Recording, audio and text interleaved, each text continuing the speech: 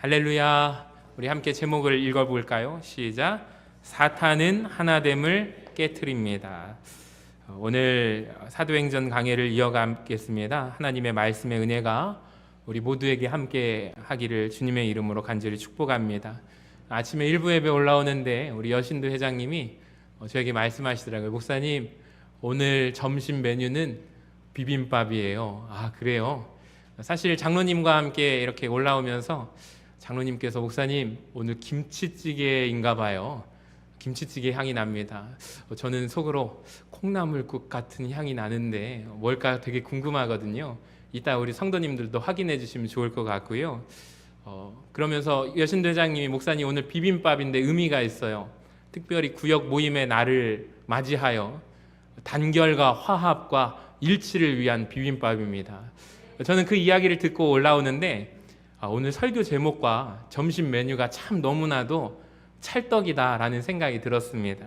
여러분, 그 마음으로 점심 식사 맛있게 하시고 구역 모임의 날 진행하시기를 바랍니다. 우리 지난 시간 예루살렘 회의를 기억하시나요? 우리 그림을 보여주시면 가운데 있는 사람이 예수님의 동생 야고보고요. 편지를 쓰고 들고 있잖아요. 그리고 왼쪽에 있는 베드로와 오른쪽에 바울, 예루살렘 회의입니다. 예루살렘 회의는 사실 중요한 회의죠. 성경이 중요하게 보도하고 있고 사도행전 15장에 길게 우리가 지지난 시간에 살펴보았습니다. 어떤 논쟁이 있었는가? 유대인이 아닌 이방인들의 구원에 대한 문제를 가지고 다투었죠. 자, 결국에 결론이 어떻게 났는가? 누구든지 예수님을 믿기만 하면 된다라는 것으로 결정이 됐습니다. 만약에 이때 결정이 아니다, 이방인들도 할례 받아야 된다, 구약에 나타난 모든 율법 조항 똑같이 지켜야 된다라고 했다면 여러분, 우리가 교회 다니고 예수 믿기 참 어려웠을 것입니다. 교회 문턱도 높아져서 장애물이 되었을 것 같아요. 여러분, 그런데 하나님의 은혜 가운데에서 한 마음으로 반대하는 세력도 있었지만 결국에 회의 마지막은 만장일치로 결정이 되어서 아까 전에 그림에서 예수님의 동생 야고보가 보내는 편지 가운데 우리가 예루살렘 회의의 내용을 보았습니다. 성경의 표현을 따르면 예루살렘 회의의 마지막에 우리가 결정했다라는 것이 아니라 한번 말씀을 보여주세요. 누가 결정했죠? 성령과 우리가 결정했다. 성령과 교회가 결정을 했습니다. 여러분, 한번 생각해 보시기 바랍니다. 이제 엄청난 논쟁과 이방인을 향한 선교의 문턱이 이제 낮아져서 교회가 한 덩어리가 되었습니다. 한 마음으로 만장일치의 결정을 했잖아요.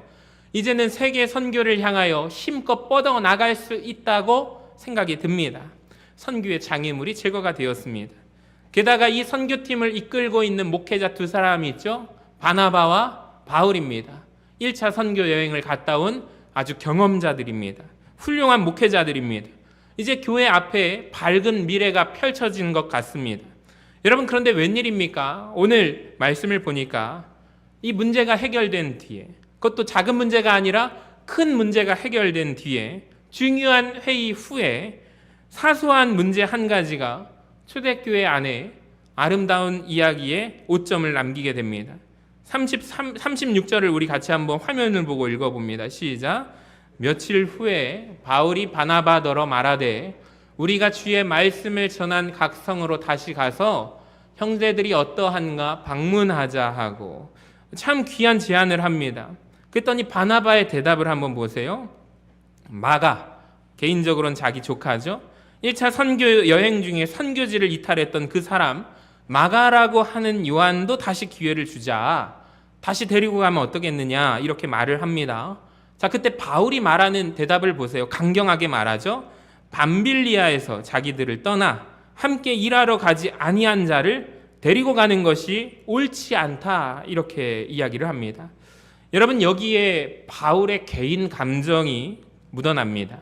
잘 보세요. 말씀을 보시면 바나바는 뭐라고 말해요? 마가라고 하는 요한도 다시 데리고 가자, 이름을 부릅니다. 그런데 바울을 보시기 바랍니다. 이름을 부릅니까? 이름을 부르지 않아요. 밤빌리아에서 자기들을 떠나 함께 일하러 가지 아니한 자라고 마가를 그렇게 표현을 해요. 여러분, 그러니까 뒤끝이 있는 사람이죠. 바울이 마음에 담아두고 있는 거예요. 마가, 요한, 이 이름을 듣기만 해도 치가 떨리고 인정하지 못하는 거예요. 그 사람의 심지어 이름까지도 부르기가 싫어요. 그리고 두 사람이 싸우기 시작합니다. 여러분 성경에 보니까 심히 다투었다라고 되어 있는데 진짜 많이 싸운 겁니다. 우리말로는 다투었다, 다툼으로 번역된 헬라어가 파럭시스모스라는 단어인데 발작, 발열, 말을 할 때 설전이 벌어져서 몸을 막 얼굴이 새빨개진 상태로 부르르 떨면서 막 화를 내면서 다투는 심한 싸움이었다라는 것을 우리가 알 수가 있습니다. 여러분 참 어떻습니까? 슬프지 않습니까? 엄청난 선교의 장애물이 제거되었는데 한 덩어리가 되어 이제는 밝은 미래가 펼쳐져 있는데 그것도 성령께서 하나 되게 하셔서 만장일치로 결정하게 하셨는데 그 다음에 성경이 보도하는 말씀은 선교팀의 해체입니다. 그것도 두 목회자들끼리 심히 다투고 갈라서서 해체가 되었습니다. 질문 한번 드려볼게요. 저는 이런 생각이 들었어요. 왜 굳이? 성경은 왜 굳이 우리에게 이런 말씀을 알려주고 있는 것일까요? 그냥 이 부분을 빼면 더 은혜로웠을 텐데 왜 굳이 이런 갈등을 우리에게 보여주고 있는 것일까요? 자, 그 이유가 로마서 5장 14절에 나와 있는데요. 같이 한번 읽어봅니다. 시작. 무엇이든지 전에 기록된 바는 우리의 교훈을 위하여 기록된 것이니. 아멘. 여러분, 우리의 교훈을 위하여. 지금 바나바와 바울의 갈등이 누구를 위하여? 여러분, 우리를 위하여. 지금 이 시간 전주 서신교회에서 말씀을 듣고 있는 저와 여러분에게 이 말씀이 기록되었다는 것을 알고 계십니까? 도대체 무슨 교훈이 있어서 우리가 이 두 사람의 목회자의 다툼의 갈등을 통해서 무슨 교훈을 얻을 수 있을까요? 제가 묵상하는 가운데 세 가지의 교훈을 얻을 수가 있을 것입니다. 첫 번째는 큰 문제가 해결된 뒤를 조심해야 한다라고 말씀하는 거예요. 여러분 진짜 큰 문제가 해결되었습니다. 근데 뭐라고 말씀하시냐면 그 다음을 조심해라 라고 말씀을 합니다. 여러분 문제가 해결된 뒤에 한 마음이 되어서 밝은 미래가 기다려서 힘껏 나갈 수 있는 그 후에 사탄이 가만히 있지 않는다라는, 그러니까 오늘 사도행전 15장에 묘사하고 있는 말씀이 바로 우리에게 그걸 알려주고 있습니다.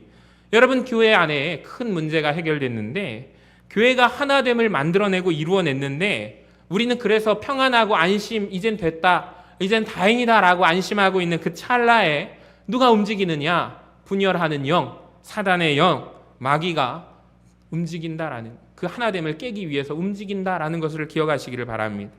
여러분 예수님 말씀에 따르면 저와 여러분 모든 한 사람은 세상의 빛이라고 말씀하십니다. 여러분 빛이 된 우리 자녀들이 가지고 있는 중요한 특성이 하나 있는데 한번 그림을 보여주시면 빛이 하나로 모이면 놀라운 힘을 이루어낸다라는 거예요. 우리 자녀들이 유치원에 들어가서 해보는 것 중에 하나가 돋보기를 가지고 빛을 모아서 한 군데 어느 한 지점을 빛을 하나로 모으면 까만 색종이가 타는 현상이 일어납니다. 여러분도 해보셨을 것입니다. 굉장히 저는 이게 성경적인 교훈이라고 생각하거든요. 여러분 빛을 하나로 모으면 사진에서처럼 무엇이 생기죠? 영어로 fire, 불이 생기게 됩니다. 열이 나게 되는 거예요. 에너지가 생겨나는 것입니다. 참 놀랍습니다. 그러니까 빛으로 부름받은 성도 한 사람 한 사람 우리가 모여서 교회가 한 마음이 되고 한 덩어리가 되면 여러분 놀라운 일을 할 수 있음을 깨달으시기를 바랍니다. 근데 사탄은요, 마귀는요, 그걸 싫어합니다. 사도행전 15장에 교회가 한 마음이 됩니다. 여러분 놀라운 일을 할 수가 있습니다. 사탄은 그것을 깨어버린다라는 거예요. 여러분 저는 이 말씀이 우리 교회에도 주시는 말씀이라고 생각을 해요. 하나됨을 만들어낸 후에 여러분 교회가 평안할 때 하나님이 미리 우리에게 알려주셔요. 사탄이, 마귀가 우리 교회 안에 하나됨을 깨트리려고 하니 깨어서 조심하고 경계하라 라고 말씀하십니다. 저는 또 두 번째 교훈은 무엇이냐면 사소한 것을 조심하라 라는 것입니다. 여러분 교회사 역사를 보면은요, 제가 교회사에 관심이 많아서 서양 교회사 쪽을 공부를 했는데 한 번도 교회는요 큰 문제 때문에 갈라지지 않았습니다. 예루살렘에서의 회의, 다툼의 문제가 뭡니까? 구원에 대한 문제잖아요. 이방인에 대한 구원. 여러분 구원의 문제로 교회가 갈라지지 않았습니다. 사소한 문제, 그걸로 갈라지게 되었어요. 뭐죠? 선교팀의 한 사람, 마가를 넣느냐 빼느냐, 이 문제를 가지고 갈라졌다라는. 정말 교회 갈라짐은 사소한 것 때문에 갈라졌다는 것을 아십니까? 여러분, 동방교회, 서방교회가 갈라지게 되었죠. 그래서 동방정교회, 러시아 정교회라고도 하고, 로만 가톨릭, 우리가 아는 이제 가톨릭이 갈라지게 되었는데, 여러분, 두 교회가 뭘 가지고 싸우는지 아십니까? 성호를 긋고, 그러니까 가톨릭 신자들이 성호를 긋잖아요. 우리 드라마를 보면 보통 어떻게 하죠? 이렇게 위로부터 하고, 그다음에 왼쪽에서 오른쪽으로 가는 성호를 긋습니다. 근데 어느 걸 가지고 싸운지 아세요? 동일한 건 위로부터 아래는 성호는 똑같아요. 왼쪽에서 오른쪽으로 가느냐, 오른쪽에서 왼쪽으로 가느냐, 이거 가지고 싸운 거 아세요? 어떤 것을 두고 결정할 것인가? 전쟁까지 난 거 아세요? 여러분, 참고로 말씀드리면 결국에 어떻게 정리가 됐냐면, 우리가 아는 천주교, 가톨릭은, 로만 가톨릭은 이렇게 똑같이 했다가 왼쪽에서 오른쪽으로 가요. 자, 동방 정교회는 어떻게 가느냐? 위로부터 갔다가 이제 오른쪽에서 왼쪽으로 가는 것을 결정을 했습니다. 여러분, 어떻습니까? 지금 들어보면 뭘 이런 걸 가지고 싸워라는 표정으로 저를 보시는데, 저도 솔직한 마음으로 왜 이런 것으로 인해서 갈라졌을까? 여러분, 그런데 한국의 유명한 교회도, 우리 교회는 지금 우리 성도님들이 오른쪽으로, 본당 오른쪽으로, 강단에서 보면은 왼쪽에 피아노를 놨잖아요. 이렇게 놨는데 큰 교회가 피아노 위치 가지고 싸운 거 아세요? 여러분이 볼 때 왼쪽에 놓느냐, 오른쪽으로 놓느냐, 어떤 게 중요하십니까? 우리는 지금 성가대 때문에 오른쪽에 피아노를 넣었어요. 근데 뭐가 중요합니까? 여기다 놓으면 어떻고, 여기다 놓으면 어떻습니까? 여러분, 우린 중요하게 생각 안 하는데, 그때 당시에 그분들은 피가 터지도록 싸웠습니다. 교회가 깨졌습니다. 한국교회 분열의 역사를 보니 대부분의 사소한 감정 다툼이었습니다. 아무것도 아닌 것 때문에 다툽니다. 근데 그때 당시에는 다 모두가 심각했습니다. 다 중요한 문제라고 생각했어요. 입을 열어서 이렇게 주장했습니다. 교회 안에서 한번 CCBB를 따져보자. 그래, 좋아, 한번 따져보자. 여러분, 그런데 기억하십시오. 교회 안에서 CCBB를 따지는 곳은 교회가 아닙니다. 사실 중요한 것으로 따지는 것도 아닙니다. 여러분, 기억하시기 바랍니다. 어떤 교회는 성전 건축을 결의하고 열심히 한마음이 되어서 큰 교회를 건축했어요. 근데 교회가 분열됐어요. 내용을 들어보니까 어느 기관, 어느 부서가 몇 층, 어디 장소를 쓰냐 가지고 싸운 거 아십니까? 우리 교회도 사소한 거 가지고 얼굴 붉히지 않기를 주님의 이름으로 간절히 축원합니다. 그러니까 사탄이 나누는 둘로 나누는 존재. 사탄은 언제나 분열의 영입니다. 둘로 나눈다라는 거예요. 여러분, 하나님께서 주시는 말씀 음성을 들으시기를 바랍니다. 세 번째 교훈은 무엇이냐면, 저는 이런 생각이 들어요. 사람 중요하지 않다라는 것입니다. 여러분, 우리가 성경 인물들을 묵상하다 보면 우리가 가끔 오해할 때가 있어요. 바나바 대단하죠. 바울 대단하죠. 여러분, 근데 굳이 하나님께서 누가에게 성령의 감동으로 왜 두 목회자가 싸운 이야기를 보여주고 계시는 걸까요? 이를 통해서 우리가 무엇을 깨닫기를 원하냐면, 사람, 성경 인물들 대단하지 않다라는 거예요. 여러분, 바울과 바나바가 위대한 하나님의 사람임에는 틀림이 없습니다. 근데 우리가 오늘 말씀을 통해서 위로를 받는 것은 이 두 사람도 똑같은 성품, 우리와 같은 사람이구나. 그래서 작은 일에, 사소한 것에 부르르 떨고 너와 같이는 다시는 사역을 같이 못하겠다고 싸우는 존재라는 거죠. 여러분, 사람 아무것도 아닌 존재라는 것입니다. 근데 아무것도 아닌 그 사람을 누가 들어쓰실 때, 하나님께서 들어쓰실 때, 사람은, 인간은 위대해 보임을 깨달아라 라는 것입니다. 여러분, 분명히 말씀드립니다. 성경은요, 위인전이 아니에요. 성경은 언제나 그 위대해 보이는 인물들의, 성경 인물들의 실수를 가감없이 그대로 다 보여줍니다. 노아의 위대한 결단을 보여진 후에 노아의 술 취한 사건을 기록합니다. 아브라함도 하나님 앞에 위대한 믿음의 결단을 이루어낸 후에 두 번에 걸쳐서 거짓말을 하죠. 자기 아내를 누이라고 거짓말하는 모습이 성경에 나옵니다. 삼손도, 위대한 삼손도 넘어졌고 위대한 다윗도 넘어졌습니다. 여러분, 그 이유가 무엇입니까? 위대한 것은 사람이 아니다. 하나님이시다. 여러분, 사람 대단하지 않습니다. 속지 마시기를 바랍니다. 목회자들 대단하지 않습니다. 아무것도 아닌 인간을 들어쓰시는 하나님이 대단하심을 믿음으로 고백하시기를 바랍니다. 자, 이제 본격적으로 이 두 사람이 싸웠던 갈등의 단초가 되었던 마가라는 사람의 인생을 한번 추적해 보기를 원합니다. 제가 여러 가지 교훈을 얻게 되었는데요. 첫 번째로 여러분, 마가는요 부잣집 아들이었다는 것을 아십니까? 어떻게 알게 되냐면 오순절날 마가의 다락방이 성령이 강림한 사건의 장소잖아요. 자기 집 다락방, 그것도 몇 명이 모여서 기도했을까요? 120명. 120명이 기도했습니다. 여러분, 혹시 여러분 집에 다락방이 있으십니까? 120명 들어갈 수 있습니까? 엄청 큰 집 아닙니까? 사도행전 12장에 보니까 베드로가 감옥에 갇혔을 때 그 집에 모여서 기도하죠. 로데라고 하는 어린아이 하인이 있었습니다. 집에 하인을 둘 정도로 마가의 집은 부잣집이었습니다. 근데 부자라서 과연 좋았는가? 그건 아닌 것 같아요. 여러분, 부잣집 아들로 태어나서 부족함 없이 자랐습니다. 불편함 모르고 자랐습니다. 좋은 환경에서 아이가 자라고 양육받았습니다. 근데 과연 그게 좋았을까요? 한번 들어보세요. 이 마가가 선교 여행을 따라갑니다. 외삼촌 바나바가 간다니까 엄마가 분명히 따라가라 라고 했을 거예요.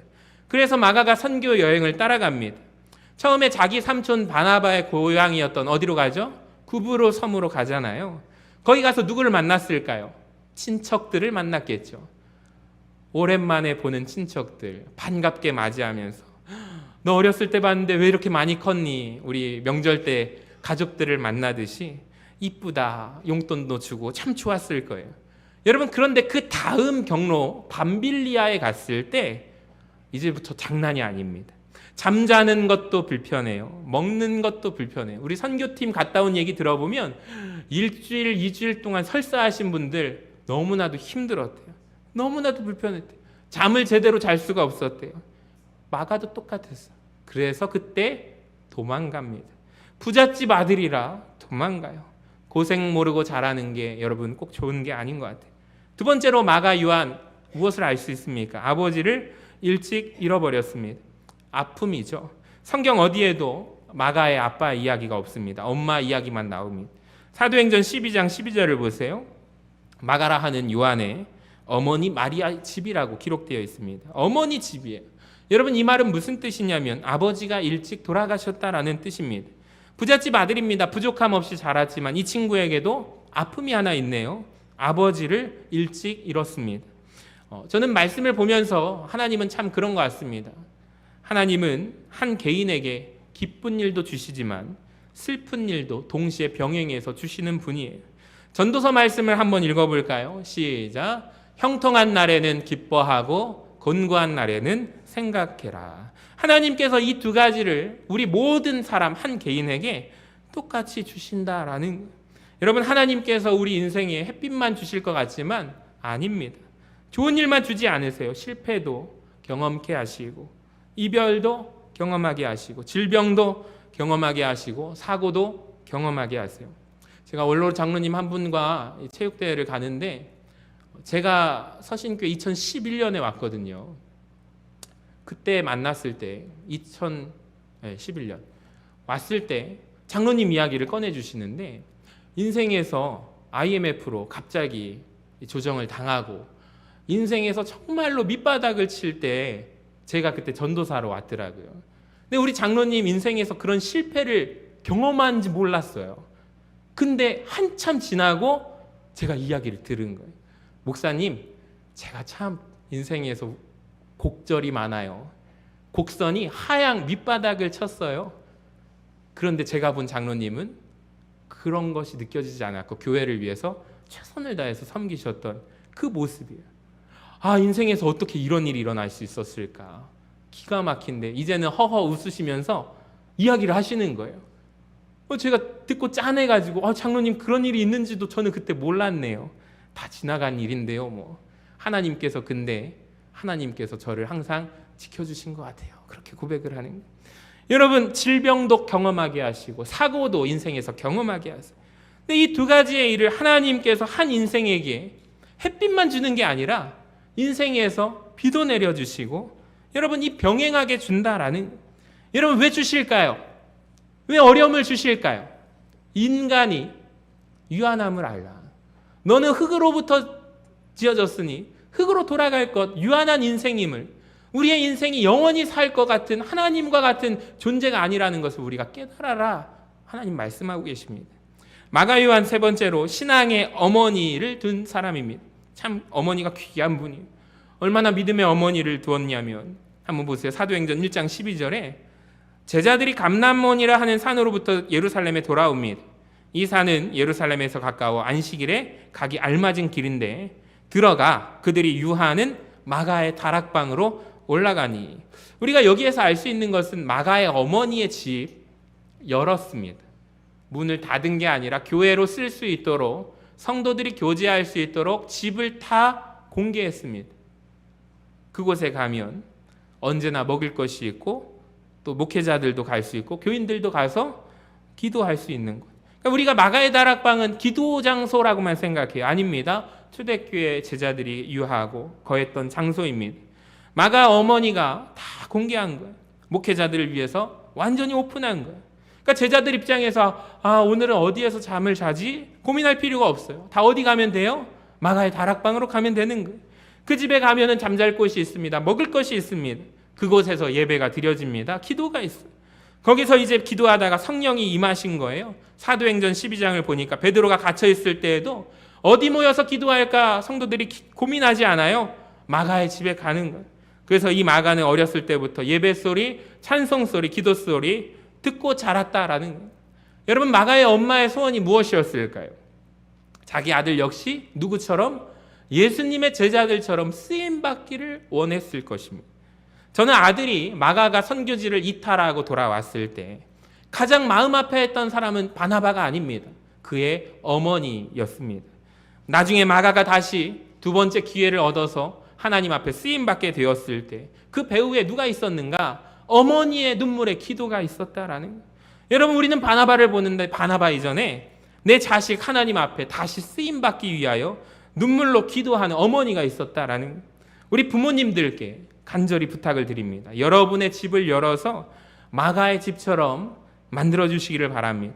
여러분의 가정의 찬송 소리, 예배 소리, 기도 소리, 하나님의 사람들이 마음껏 오가는 분위기를 만들어주시기를 바랍니다. 그러면 자녀가 잠깐 인생에서 방황해서 주님 떠났을지라도 다시 하나님께로 돌아오게 될 줄로 믿습니다. 또 마가는 어떤 사람이냐면 오늘날로 치면 유명한 목사님과 친밀했던 청년이라는 것을 아십니까? 제가 한번 상상력을 발휘해봤습니다. 우리 집이 누가 왔다 갔다 해요? 유명 목사님들이 왔다 갔다 하는 거예요. 어렸을 때부터 그분들과 개인적인 친분이 있고요. 목사님들을 향하여, 베드로를 향하여 삼촌 이렇게 불렀을 거예요. 굉장한 친밀한 관계가 있어요. 실제로 베드로도 마가를 뭐라고 불렀습니까? 베드로전서 5장을 보세요. 내 아들 마가라고 부르고 있는 것이 보이십니까? 내 아들. 어렸을 때부터 봤기 때문에 이런 표현을 하는 거예요. 여러분, 우리식으로 표현하면 이 마가라는 청년은요, 유명 목사님들과 개인적인 친분이 있는 거죠. 베드로 목사님 나 너무 잘 알아. 요한 목사님 나 너무너무 잘 알아. 이 마가가 개인적으로 다 모든 목사님들을 알아요. 근데 여러분 잘 기억하세요. 하나님의 사람들과 친분이 있다고 해서 여러분 하나님을 잘 아는 것은 아니라는 것을 기억하시기를 바랍니다. 선교지에 금방 이탈하는 모습을 보시기를 바랍니다. 여러분, 내가 어떤 목사님과 개인적으로 친하고 내가 하나님을 잘 아는 것은 아닌 것 같아요. 우리 가정에서도 그런 고백을 하시는 분들이 있습니다. 목사님, 저희 집에 목사님이 계세요. 저희 이모부가 목사님이세요. 상관없습니다. 저희 고모부가 목사님이세요. 상관없습니다. 여러분, 하나도 중요하지 않아요. 내가 하나님의 사람을 잘 아느냐가 중요한 것이 아니라 내가 개인적으로 하나님을 잘 아는가가 더 중요함을 깨달으시기를 바랍니다. 신학교에 가니까 저는 목사 자녀거든요. 많이 오해를 하더라고요. 우리 집사님, 장로님 자녀들이 너는 참 하면서 부러워해요. 그러면서 막 옛날 조선시대라든지 시대 때 막 자기들의 등급을 서로 매겨요. 너는 진골이고 성골이고. 말도 안 되는 소리입니다. 여러분, 목사님들의 자녀들의 세계도 들어가 보니까요. 저는 전주에서 목회하는 목사님 아들인데 아무도 몰라요, 우리 아버지 이름을. 여러분, 그것도 다 달라요. 그것 따지기 시작하면요. 저도요, 실패한 인생이죠. 근데 저에게는 위대한 하나님 아버지가 있습니다. 할렐루야. 여러분, 그게 중요하지 않아요. 신학생들도 가면은요, 거기 자괴감에 빠져가지고 아버지를 원망해요. 우리 아버지가 왜 안수 집사님이지? 안수 집사님인 게 어디예요? 장로님이신 게 어디예요? 믿지 않는 가정 가운데서 신앙 지키는 신학교에 온 사람들도 있는데, 여러분 그렇다고 해서 목회 방향이 그렇게 갈리지도 않습니다. 다 하나님을 아버지라 고백하는 하나님께서 세우시더라고요. 여러분 정말로 이걸 기억하시기를 바랍니다. 내가 하나님의 사람들을 잘 아는가? 중요하지 않아요. 내가 아는 것이 중요합니다. 여러분 친밀한 교제가 있기를 주님의 이름으로 축원합니다. 마가는 또 부끄러운 과거가 있어요. 마가복음에만 기록된 기사가 있는데 아주 재밌는 내용입니다. 한번 보세요. 한 청년이 벗은 몸에 예수님이 잡히시는 그날 벗은 몸으로, 알몸으로 도망가는 사건이 유일하게 복음서 중에 마가복음에 기록되어 있습니다. 이 사람이 도대체 누굴까요? 마가입니다. 자기입니다. 마가가 지금 자기 이야기를 쓰고 있는 거예요. 마가복음에만 이 이야기가 나와요. 자기의 부끄러운 과거죠. 왜 기록했을까요? 여러분 우리가 예수 믿는 우리가 간증을 할 때 고백하는 패턴이 있어요. 내가 예전에 예수님 만나기 전에는 엉망으로 삶을 살았지만, 내가 이제는 내 부끄러운 과거, 내가 방탕한 삶을 살았지만 그럼에도 불구하고 그것을 다 오픈하고 성도들 앞에서 고백하고 간증할 수 있는 것은, 이제는 내가 예수 믿고 보니, 예수님의 은혜의 빛으로 나의 삶을 조명해 보니 더 이상 예수 믿기 전에 이전의 과거의 모습은 아무것도 아니다. 부끄럽지 않다.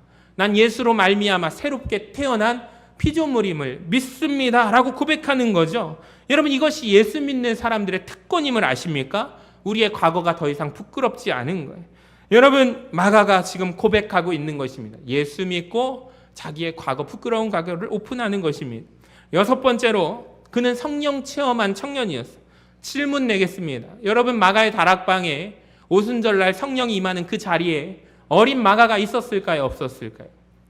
성령이 강림하실 때 어린 마가가 있었을까요? 없었을까요?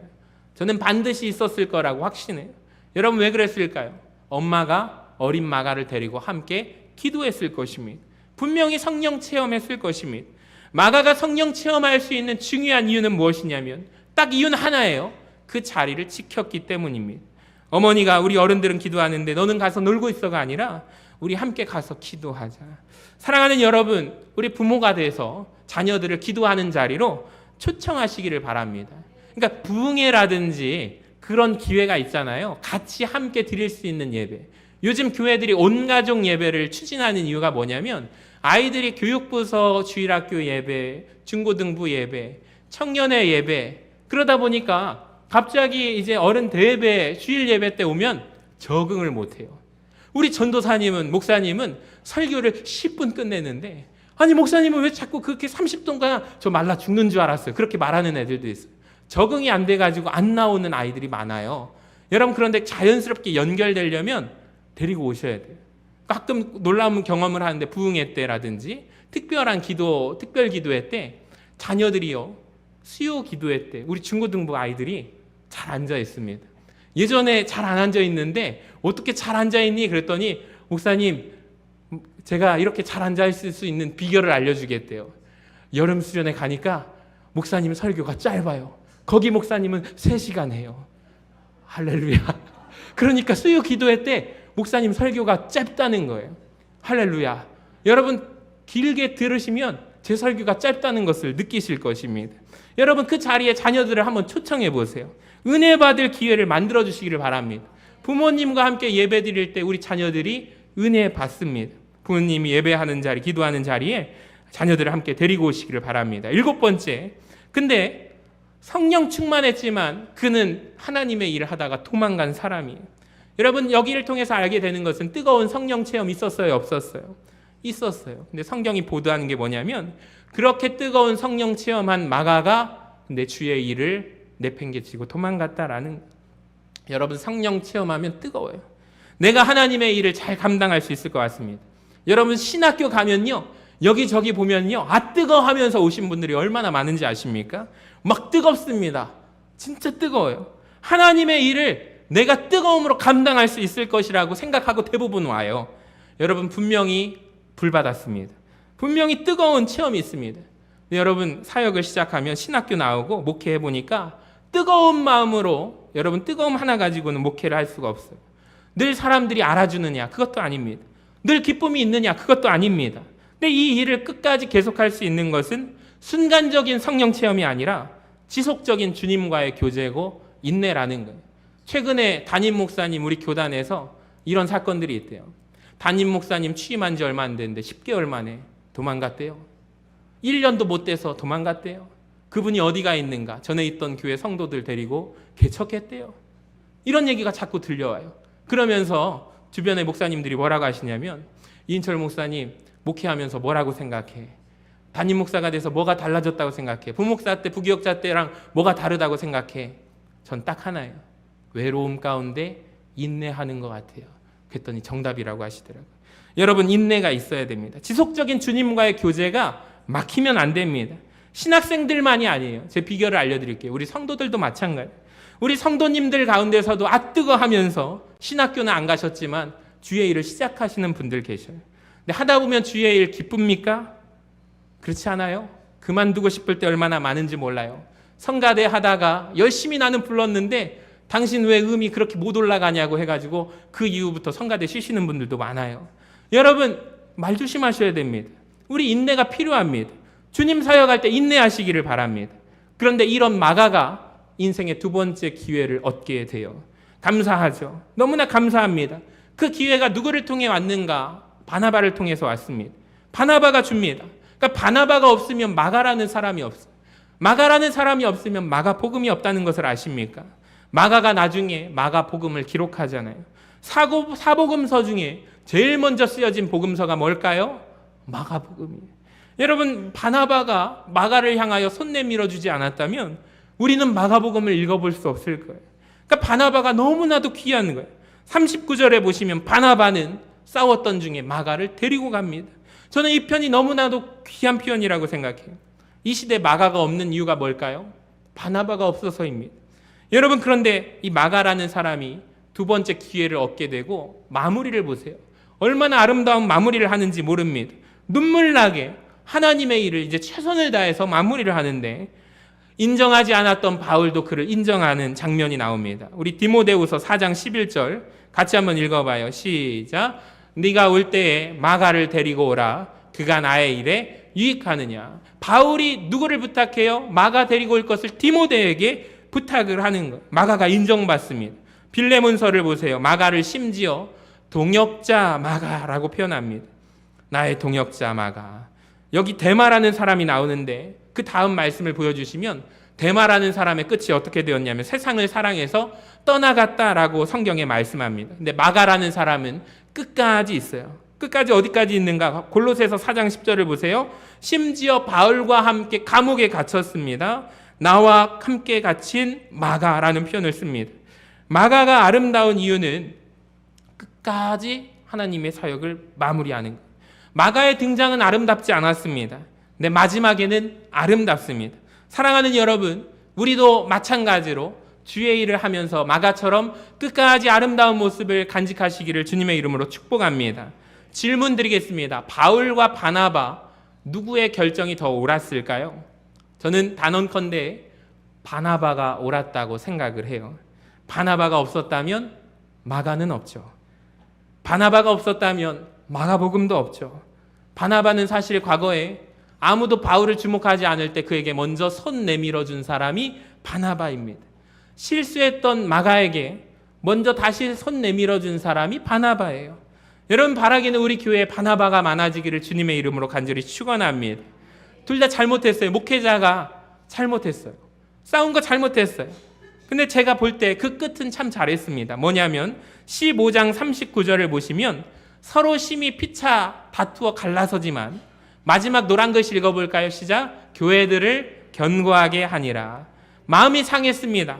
갈라졌습니다. 그럼에도 불구하고 이들이 끝까지 놓지 않았던 것은 교회들을 견고하게 세우는 귀한 사명을 합니다. 저는 어떻게 이럴 수 있을까 감동이 되었어요. 우리는 그렇지 않아요. 주의 일을 하다가 다툼이 생기고 갈등이 생길 때 마음 상하면 내가 다시는 교회 일 하나 봐라 이렇게 얘기합니다. 안 해. 절대로 안 할 거야. 제가 예전에 한번 소개해드린 그 여자 집사님이 계신데 그 집사님이요, 결정을 하셨어요. 뭐라고 결정하셨냐면 새 가족으로 오셨는데 목사님, 전 지금 새 가족 앉은 이 자리 이 앞으로 절대로 앞으로 안 갈 겁니다. 그 말은 뭐예요? 지금 자기가 앉은 이 자리가 내가 교회 예배당에 나올 수 있는 최고 앞자리라는 거예요. 난 절대로 진짜 한 발자국도 안 날 겁니다. 이분이 진짜 그래요. 그러셨어요. 권사님 임직 대상자로 해서 제가 찾아가서 만났죠. 3년, 5년 성실하게 교회 다니시니까 이렇게 권사 직분 받으시죠. 그랬더니 제가 말씀드렸던 그 말을 또 얘기하는 거예요. 제가 사실 이전 교회에서 강당 꽃꽂이를 담당했는데 목사님 가까이 가면 은혜 받을 줄 알았더니 그 목사님께 너무나도 상처를 많이 받아서 가족들이 다 떠나고 이제는 자기 혼자 반드시 교회를 나오게 된 거예요. 등록도 안 하려고 했는데 등록하라고 해서 어쩔 수 없이 지금 집사 직분을 받고 있습니다. 절대 안 해요. 절대 안 합니다. 여러분, 이렇게 말씀하시는 분들이 있어요. 여러분 꼭 기억하시기를 바랍니다. 바울과 바나바도 마음 상했죠. 주의 일 하다 마음 상했어요. 근데 그들은 계속 주의 일을 하면서 주님의 교회들을 견고하게 했습니다. 과거에 교회에서 받은 상처 때문에 나 다시 교회 일 안 할 겁니다 말씀하시는 분들, 오늘 주님께서 여러분에게 주시는 음성 들으시기를 바랍니다. 주님의 몸된 교회를 견고하게 해주시기를 바랍니다. 그러니까 상반기 하반기 사역 지원을 받는 이유가 무엇일까요? 주님이 말씀하시길 출소할 것은 많은데 일꾼이 적어요. 여러분, 봉사자들이 많아지면, 사람이 조금 더 많았다면 우리가 사역을 하면서 힘을 얻고 기쁨을 할 수 있을 것 같은데 너무나도 부족하다라는 거예요. 여러분, 우리가 이 시간 하나님께서 마음에 감동을 주신다면 그렇구나, 내가 주님의 교회를, 몸된 교회를, 우리 전주서신교회를 견고하게 세우는데 쓰임 받아야겠구나, 이런 깨달음이 있기를 주님의 이름으로 간절히 축원합니다.